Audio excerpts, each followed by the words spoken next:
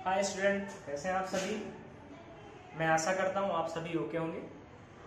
आज के इस वीडियो में मैं आपके लिए एक नया फाइलम, जो हमारा एनिमल किंगडम टॉपिक चल रहा है, उसका नया फाइलम जो है वो आर्थ्रोपोडा। ठीक है, तो प्यारे बच्चों, आज हम लोग क्या पढ़ेंगे? आज हम लोग पढ़ेंगे फाइलम या संघ आर्थ्रोपोडा। ठीक है, मैं आपको कुछ चीजें ऐसे बता दे रहा हूँ। देखिए, हमारी जो एनसीईआरटी ने लिखा है वो सारे पॉइंट मैंने आपको यहाँ पे लिख रखे हैं और एक एक पॉइंट आपको समझना है। ठीक है, जैसे सबसे पहली लाइन आपकी एनसीईआरटी लिखी है कि ये फाइलम जो है वो दुनिया में सबसे बड़ा, मतलब जितने भी एनिमल किंगडम में फाइलम है, 11 फाइलम रखे गए हैं, तो 11 में सबसे बड़ा जो फाइलम है वो आर्थ्रोपोडा। आपको ये बिल्कुल याद ही रखना है। ठीक है, तो arthropoda is the largest phylum of all phylum, मतलब कि जितने भी फाइलम है सब में सबसे बड़ा जो फाइलम है वो कौन सा है बेटा? वो आपका है आर्थ्रोपोडा।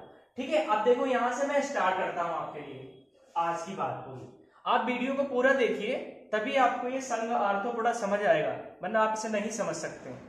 ठीक है, अगर आपको पूरा नहीं देखना होता है तो आप वीडियो को स्किप कर दिया करिए।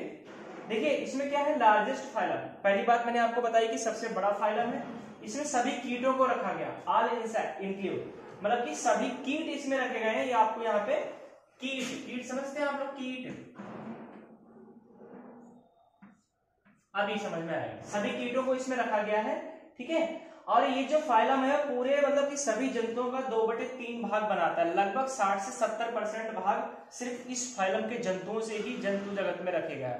ठीक है, तो तीसरा पॉइंट हो गया, 2/3 भाग बनाता है सभी जंतुओं का। ऊपर से इसमें अगली बात जो लिखी है 83% इंसेक्ट, उसमें भी इस फाइलम में लगभग 83% सिर्फ और सिर्फ क्या है? इंसेक्ट रखे गए हैं। ठीक है, यानी कीटों को रखा गया है। जबकि यानी अब इसमें अगर हम क्लासिफिकेशन का करेंगे तो इसको 3 क्लास में, लगभग 3 ही क्लास में मतलब कि डिवाइड किया गया है। आपका क्रस्टेशिया, इंसेक्टा और आर्किनिडा। ये 3 क्या है? क्रस्टेशिया, इंसेक्टा और आर्किनिडा। तो जो क्लास इंसेक्टा है उसमें इंसेक्ट रखे गए और सबसे बड़ा क्लास है। लगभग 83% इसमें ये पूरे का पार्ट बनाता है अकेले। लगभग इसमें 11 लाख से अधिक जातियां रखी गई हैं। इस फाइलम में 11 लाख से अधिक जातियों को सम्मिलित किया गया। ये भी बात आपको याद रखनी है। अगला है हमारा काइटिनियस। देखिए, इसमें ये बहुत इंपॉर्टेंट पॉइंट है आपके लिए, ये वाला। ठीक है, ये पॉइंट आपको इंपॉर्टेंट देखना है इसमें कि काइटिन की, मतलब कि काइटिन की एक परत, मतलब बहुत सारी परत इसकी बॉडी पे, जैसे मान ली कोई एनिमल, कॉकरोच इसमें है। ठीक है, कॉकरोच बता रहा हूं, आपने देखा कॉकरोच ऊपर से बहुत कठोर होता है। ठीक है, तो ऊपर से कठोर होने का मतलब क्या है कि उसको जो कवच होता है वो किसका बना होता है? काइटिन का। इसलिए यहाँ पे लिखा गया है कि काइटिनियस एंडोस्केलेटन पाया जाता है। इसमें जो आंतरिक कंकाल होता है इसका, वो काइटिन का बना होता है। ठीक है, ये बात क्लियर हुई। उसके बाद में आपको एक चीज और बताएं कि ये जो इस संघ के जितने भी एनिमल है, ये बहुत तेज भागते हैं, बहुत तेज मूव करते हैं, एकदम स्पीड से मूव करते हैं, गोली की तरह। कॉकरोच देखा होगा ना आपने अपने घरों में, तो देखा होगा इतनी तेज भागता है, कहीं भी जाए, मतलब कुछ दिखता नहीं है उसे, दिन में अंधेरे में दिखाई देता है कॉकरोच को।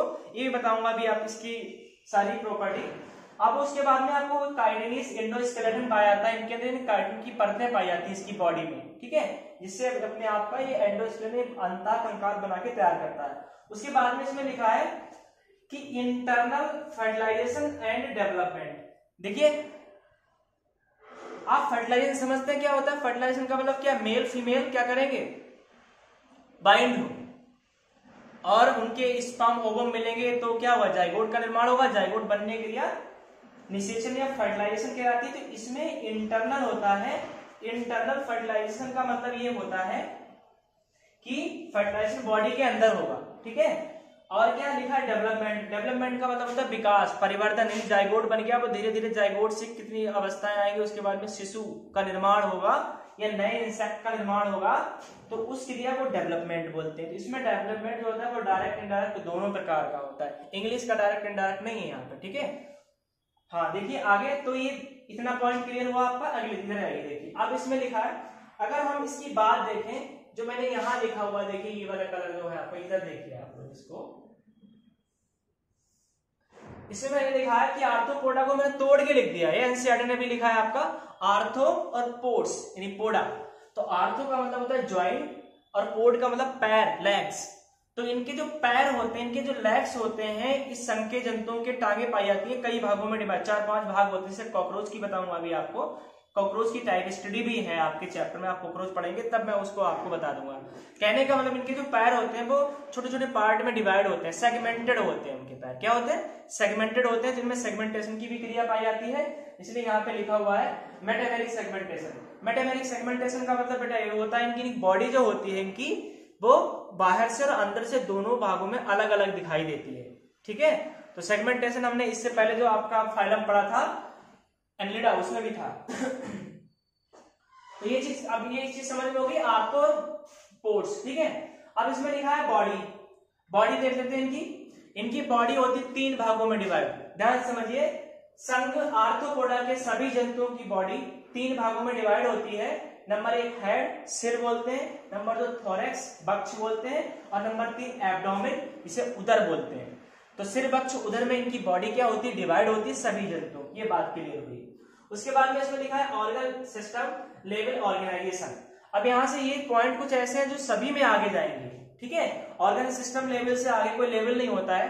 तो इस संघ के जंतुओं में अंग तंत्र स्तर पाया जाता है। इनका जो शरीर होता है वो अंग तंत्रों से मिलकर बना होता है। बहुत सारे अंग आपस में मिलकर अंग तंत्र बना लेते हैं, और अंग तंत्र मिलकर क्या करता है? एक शरीर का निर्माण कर लेता है। तो इनकी बॉडी जो होती है वो ऑर्गन सिस्टम लेवल की होती है।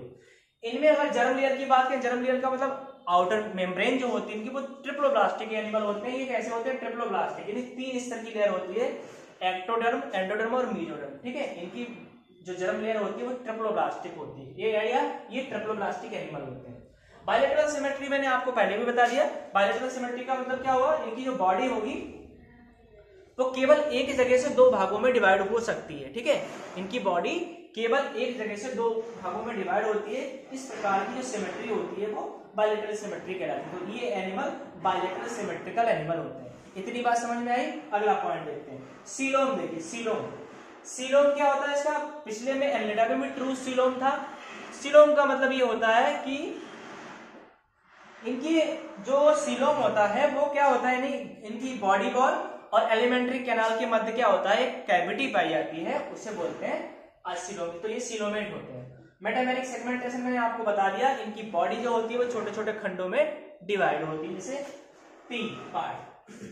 आगे देखिए, अगला पॉइंट है, इधर देखिए, ये एनिमल आपके एक्वाटिक और टेरेस्ट्रियल होते हैं। एक्वाटिक का मतलब ये जल में भी पाए जाते हैं, जैसे क्रेब किंग, केकड़ा जिसको बोलते हैं, वो जलीय होता है। और टेरेस्ट्रियल का मतलब मिट्टी, पौधे, इन पे पाए जाते हैं। जितने भी कीट पतंगे आपको दिखाई देते हैं, मकड़ी हो गया, बिच्छू हो गया, मच्छर हो गए आपके, ठीक है, टिड्डी हो गई, और मधुमक्खी हो गई, रेशम कीट हो गया, लाख कीट हो गया, ये सभी आपके जो होते हैं बेटा वो टेरेस्ट्रियल होते हैं। तो ये स्थल पे भी पाए जाते हैं और जल में पाए जाते हैं। इस पॉइंट का ये मतलब है, स्थलीय तथा जलीय दोनों प्रकार के होते हैं। अगला पॉइंट इसमें रेस्पिरेशन का। देखिए इसमें स्पेशल था एक रेस्पिरेशन, अभी तक हमारे पास किसी में रेस्पिरेशन नहीं आया है, यहाँ समझ लीजिए। अभी तक रेस्पिरेशन बॉडी सरफेस के द्वारा हो रहा था, ये फर्स्ट हमारा ऐसा फाइलम है जिसमें रेस्पिरेशन हो रहा है। और रेस्पिरेशन के लिए इसमें लंग्स यानी फेफड़े पाए जाते हैं, गिल्स पाए जाते हैं और ट्रेकिया पाई जाती है। तीनों चीजें आपको ध्यान से समझनी है। अगर हम लोग बात करें बुक लंग, मैंने यहाँ पे लिखा है, यहाँ पे आपकी एनसीईआरटी में पुस्त फेफड़े लिखे होंगे ऐसे हिंदी में, तो इंग्लिश में बुक लंग बोलते हैं इनको।